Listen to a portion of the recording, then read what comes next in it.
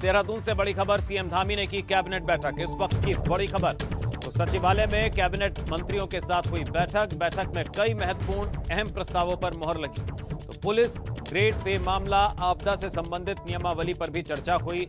ऊर्जा विभाग से संबंधित कई अहम प्रस्तावों पर मोहर लगी। और ज्यादा जानकारी के लिए, अपडेट के लिए सीधा रुख करते हैं। देहरादून का सहयोगी विनोद हमारे साथ जुड़ चुके हैं। विनोद, आपसे जानना चाहेंगे, आज सचिवालय में कैबिनेट बैठक हुई, कौन कौन से अहम मुद्दे जिस पर चर्चा हुई और मोहर लगी? जी लवी, देखिए अभी सचिवालय में मुख्यमंत्री पुष्कर सिंह धामी की अध्यक्षता में कैबिनेट बैठक जारी है और करीब 1.5 घंटा हो चुका है।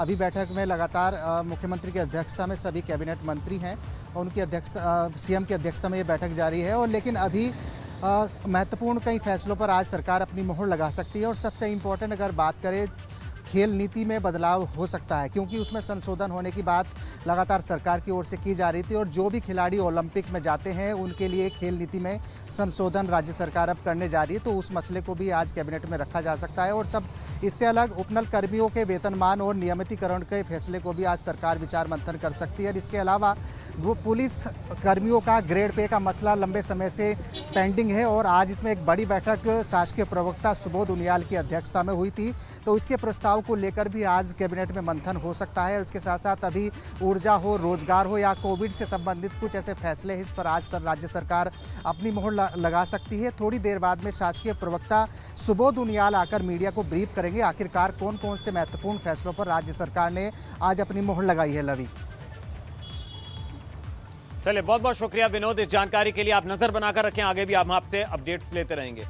उधर दिल्ली के सीएम और आम आदमी पार्टी के संस्थापक अरविंद केजरीवाल मंगलवार को उत्तराखंड के दौरे पर पहुंच रहे हैं। 2022 विधानसभा चुनाव को लेकर केजरीवाल का यह दौरा काफी महत्वपूर्ण माना जा रहा है, क्योंकि अरविंद केजरीवाल ने अपने पिछले उत्तराखंड दौरे पर प्रदेश की जनता से आम आदमी पार्टी के लिए सीएम फेस की घोषणा करने की बात कही थी। माना जा रहा है कि इस बार अरविंद केजरीवाल उत्तराखंड के लिए पार्टी के सीएम फेस की घोषणा कर सकते हैं। दौरे को लेकर सीएम केजरीवाल ने एक ट्वीट भी किया है। तो अरविंद केजरीवाल का ट्वीट, कल उत्तराखंड जा रहा हूं, आम आदमी पार्टी कल एक बेहद महत्वपूर्ण घोषणा करने जा रही है। उत्तराखंड की प्रगति और विकास के लिए यह घोषणा एक मील का पत्थर साबित होगी।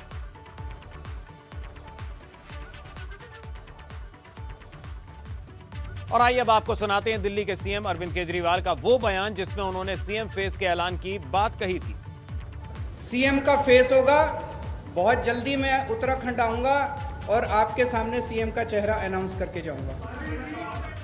सीएम का फेस होगा, बहुत जल्दी मैं उत्तराखंड आऊंगा और आपके सामने सीएम का चेहरा अनाउंस करके जाऊंगा।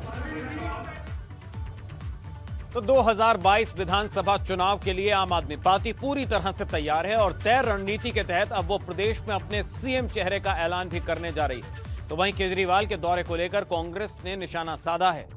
दिल्ली पहुंचे प्रीतम सिंह ने कहा कि आपके पास 70 उम्मीदवार नहीं हैं विधानसभा के लिए, तो केजरीवाल जी क्या करेंगे? केवल माहौल बनाने आ रहे हैं। आप दिल्ली के बाहर कहीं भी सफल नहीं हुई है, उत्तराखंड में भी सफल नहीं होगी। अरविंद केजरीवाल कल उत्तराखंड जा रहे हैं। उन्होंने भी ट्वीट करके कहा है कि वो कल बड़ा ऐलान करेंगे, जिससे कि उत्तराखंड की राजनीति में बड़े बदलाव के संकेत होंगे और इससे आम आदमी पार्टी को और उसके साथ उत्तराखंड के लोगों को, तमाम लोगों को सहूलियत होगी, राहत होगी। तो किस तरीके से देखते हैं? देखिए, लोकतंत्र में हर व्यक्ति को हर जगह जाने की आज़ादी है और उत्तराखंड में भी कोई आना चाहे तो रोका तो नहीं जा सकता, वो जाए। लेकिन क्या घोषणा करेंगे? क्या सरकार है उत्तराखंड राज्य के अंदर जो है आपकी? सिर्फ जुमलेबाजी तो होगी, उससे कोई फर्क पड़ने वाला नहीं है। जिस राजनीतिक दल के पास 70 लोग विधानसभा चुनाव लड़ने के लिए नहीं है, वो कह रहे हैं कि क्या नाम, हम आमूल चूक परिवर्तन करने की बात उत्तराखंड में कर रहे हैं। ये था कांग्रेस का अरविंद केजरीवाल के इस दौरे पर निशाना। वहीं उत्तराखंड में आम आदमी पार्टी नेताओं ने केजरीवाल के कार्यक्रम की तैयारियां शुरू कर दी हैं। अरविंद केजरीवाल कल सुबह 10:30 बजे करीब जॉलीग्रांट एयरपोर्ट आएंगे और उसके बाद सड़क मार्ग से देहरादून पहुंचेंगे, जहां वो पार्टी कार्यकर्ताओं से मुलाकात करेंगे। इसके साथ ही घंटाघर से लेकर दिलाराम चौक तक एक रोड शो भी करेंगे। अरविंद केजरीवाल के दौरे को लेकर आम आदमी पार्टी पूरी तैयारी कर चुकी है।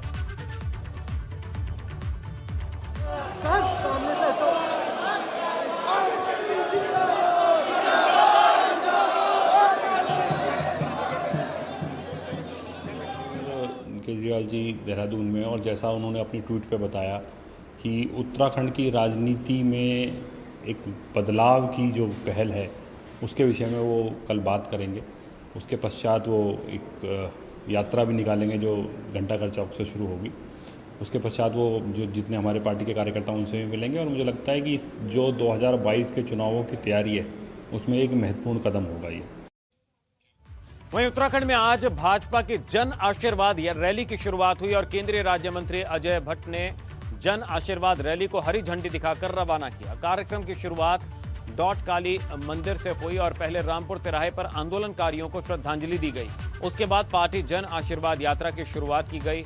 ये यात्रा प्रदेश भर में 375 किलोमीटर का सफर तय करेगी। इस दौरान देहरादून के सभी 11 विधायक अलग अलग क्षेत्रों में जन आशीर्वाद यात्रा का स्वागत करेंगे, जिसमें से आज यात्रा मंगलौर, रुड़की और भगवानपुर होते हुए देहरादून पहुंचेगी।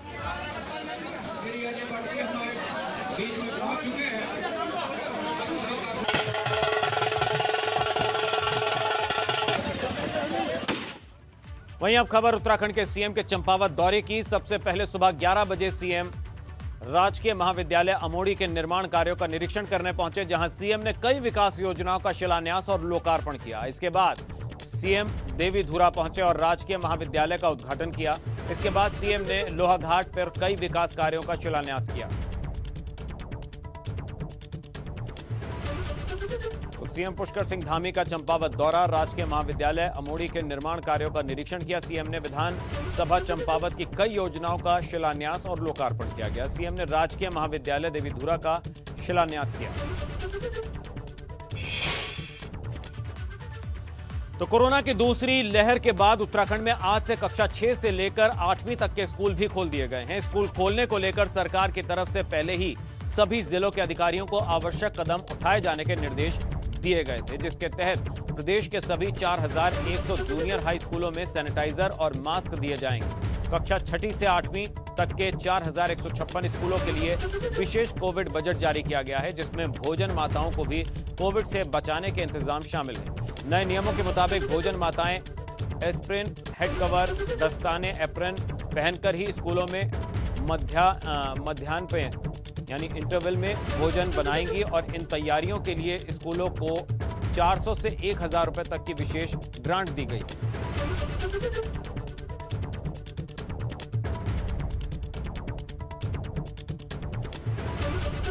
एसओपी जारी की गई बकायदा और उसी के तहत अब स्कूल खोले जा रहे हैं। प्रदेश में कक्षा 6 से 8वीं तक के स्कूल खुल रहे हैं। 961 स्कूल ऐसे हैं जहां छात्रों की संख्या ज्यादा है।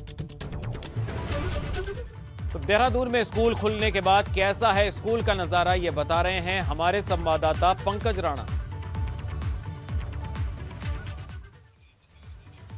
उससे पहले आपको 3 तस्वीरें दिखाते हैं देहरादून में जब जूनियर स्कूल खुले और एक लंबे अंतराल के बाद जब छात्र अपने क्लासरूम पहुंचे, वहां किस तरह का नजारा था, उनके लिए कैसा एक्सपीरियंस था, क्योंकि कोरोना गाइडलाइंस का पालन भी करना है।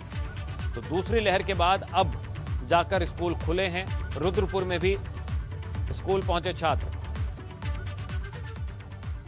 उत्तराखंड में आज से कक्षा 6वीं से 8वीं तक के सभी स्कूल खोल दिए गए हैं और इसमें खासकर कोरोना के मद्देनज़र खास एहतियात बरती गई है ताकि बच्चों को किसी भी तरह की दिक्कत ना हो। इस वक्त मैं कक्षा 8 की क्लासरूम में हूँ और यहाँ आप देख रहे हैं कि जो भी छात्र हैं उनको एक डिस्टेंस के तहत बैठाया गया है ताकि जो सोशल डिस्टेंसिंग है उसको मेंटेन किया जाए। एक छात्र को बीच में बैठाया गया, फिर एक जो चेयर है वो बीच में खाली रखी गई है। इसलिए ये किया गया है क्योंकि यहाँ पर जो बच्चे हैं वो छात्रों की यदि संख्या बढ़ती है तो दूसरी क्लास में इन बच्चों को बैठाया जा सके। इसके साथ साथ ही ये भी व्यवस्था बनाई गई है कि 2 पाली में पूरे छात्र रहें, क्योंकि यदि स्कूल में छात्रों की संख्या बढ़ जाती है तो सीटिंग अरेंजमेंट किसी तरह से ना बिगड़े। इसके साथ साथ ही ये भी कहा जा सकता है कि क्योंकि स्कूल में काफ़ी दिनों बाद स्कूल खुले हैं, बच्चे अपने घरों में तो किसी भी तरह का संक्रमण ना फैले, इसलिए बच्चों को सैनिटाइजर और मास्क समेत सोशल डिस्टेंसिंग करने के पहले ही मैसेज कर दिए गए हैं। इस क्लास में मैडम है, उनसे हम बातचीत कर लेते हैं। मैम, किस तरह की व्यवस्थाएं रखी गई है, बच्चों को पढ़ा रहे हैं आप क्योंकि काफ़ी दिनों बाद स्कूल हैं, क्या खास व्यवस्था यह है कि बच्चों को सैनिटाइज़र मास्क के साथ बुलाया गया है। सोशल डिस्टेंसिंग का पालन करते हुए हम इनको बहुत दूर दूर बिठा रहे हैं। बच्चों को कुछ भी खाना स्कूल में अलाउड नहीं है और बाकी अपनी तरफ से हम पूरी एहतियात रखेंगे। वो डिसइंफेक्ट किया जाता है पूरे स्कूल को। एक पाली जब जाती है, 2 पालियों में स्कूल खोला गया है। एक पाली जब जाती है उसके बाद फिर स्कूल को पूरा सैनिटाइज़ किया जाता है। उसके बाद दूसरे बच्चे। न्यू एक छात्र भी है, उनसे बात करेंगे। क्या नाम है बेटा आपका? आरती कुमारी। आरती, अभी आपकी ऑनलाइन क्लास शुरू हो गई है, अभी क्या ज़्यादा समझ में आ रहा है, ऑफलाइन ऑनलाइन में किस तरह का फर्क है? ऑफलाइन में।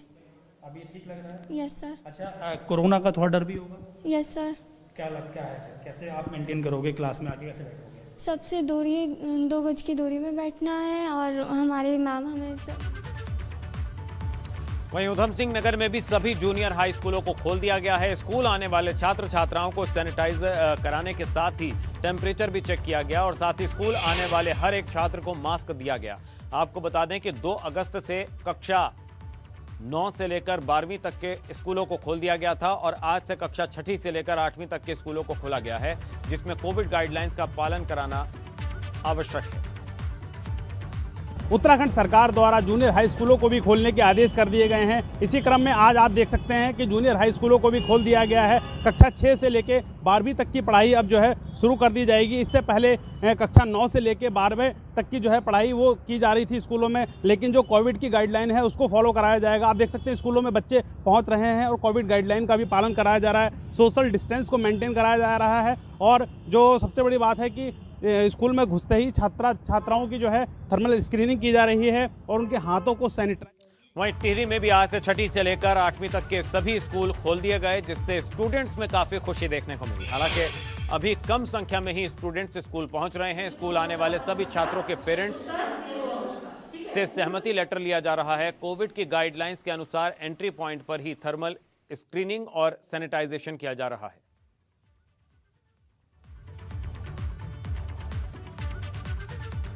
बड़ी खबर का रुख करेंगे। कोविड कर्फ्यू 24 अगस्त तक बढ़ा दिया गया है। आपको बता दें पुरानी शर्तें यथावत लागू रहेंगी।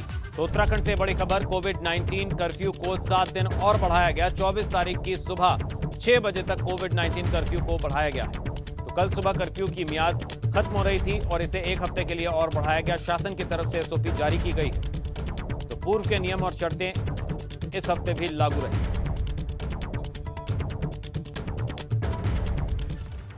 तो कोरोना की तीसरी लहर से पहले प्रदेश सरकार सभी इंतजाम पूरे कर रही है। वहीं इसके लिए कई ऑक्सीजन प्लांट भी लगाए जा रहे हैं। ऑक्सीजन के 3 प्लांट पर काम जारी है। इसके साथ ही चौथे प्लांट पर भी काम शुरू कर दिया गया है। कोरोना की दूसरी लहर में ऑक्सीजन की किल्लत की मार से पूरे प्रदेश में बदइंतजामी नजर आई थी और इसलिए तीसरी लहर से पहले इसे पुख्ता इंतजाम इसके लिए किए जा रहे हैं। वहीं मुख्य सचिव एसएस संधू ने प्रदेश के अधिकारियों को नसीहत दी है। स्वतंत्रता दिवस कार्यक्रम के दौरान मुख्य सचिव ने जनहित की फाइलों के निस्तारण को लेकर अधिकारियों को जमकर लताड़ लगाई और नसीहत देते हुए कहा कि सभी अधिकारी जनहितों से जुड़ी फाइलों को जल्द से जल्द आगे बढ़ाएं ताकि लोगों के लिए विकास कार्यों को समय पर पूरा कराया जा सके और लोगों को सरकार की कल्याणकारी योजनाओं का लाभ मिल सके। उन्होंने कहा कि अधिकारियों को अपनी कार्यशैली में सुधार लाने की जरूरत है। प्रशासन की ओर से हम पूरे प्रयासरत रहेंगे कि प्रदेश की तरक्की के लिए मैं और मेरी टीम पूरी संवेदनशीलता से कार्य करे और जो भी सरकारी योजनाएं हैं जो हमारे नागरिकों के फ़ायदे के लिए, लाभ के लिए बनी हैं, उनका भावनात्मक रूप से अनुपालन हो और हमारे प्रदेशवासियों को उनका पूरा फ़ायदा मिल सके। और इसी बीच एक बड़ी खबर आ रही है, सीधा लिए चलते हैं आपको अटल कन्वेंशन सेंटर, जहां मुख्यमंत्री योगी आदित्यनाथ फिलहाल मंच पर पहुंच चुके हैं। इस कार्यक्रम को संबोधित करने वाले हैं सीएम योगी आदित्यनाथ। तो अटल कन्वेंशन सेंटर से सीएम योगी की सीधी तस्वीरें। लखनऊ के अटल कन्वेंशन सेंटर पर आज ये विशेष कार्यक्रम और सीएम योगी आदित्यनाथ मंच पर पहुंच चुके हैं। व्यक्तिगत कल्याण के लिए राजनीति परिवार का, जाति का। चलिए इस बड़ी खबर पर नजर बनी रहेगी। फिलहाल रुख करेंगे अन्य खबरों का। राज्यपाल बेबी रानी मौर्य हरिद्वार दौरे पर रहीं, जहां वो सिद्धपीठ दक्षिण काली मंदिर पहुंची। राज्यपाल बेबी रानी मौर्य ने सावन के आखिरी सोमवार पर भगवान शंकर का जलाभिषेक और रुद्राभिषेक किया और विश्व कल्याण की कामना की। राज्यपाल इस दौरान उन्होंने कहा कि मेरे द्वारा भगवान भोलेनाथ से कामना की गई है कि ये कोरोना की तीसरी लहर जो कि छोटे बच्चों के लिए काफ़ी हानिकारक बताई जा रही है, मैंने भगवान भोलेनाथ से प्रार्थना की है कि वो जल्द से जल्द इस कोरोना जैसी महामारी को पूरे विश्व से समाप्त करें।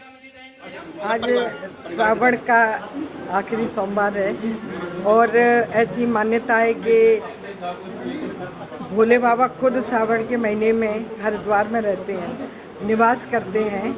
तो मुझे भोले बाबा में आस्था भी बहुत है, इसलिए मैं अभी दक्ष शिव जी की भी पूजा करने आई और आज आखिरी सोमवार है तो फिर भोले बाबा को मनाने आए हैं कि हमारे उत्तराखंड को एक तो कोरोना मुक्त कर दीजिए, खुशहाली लाइए,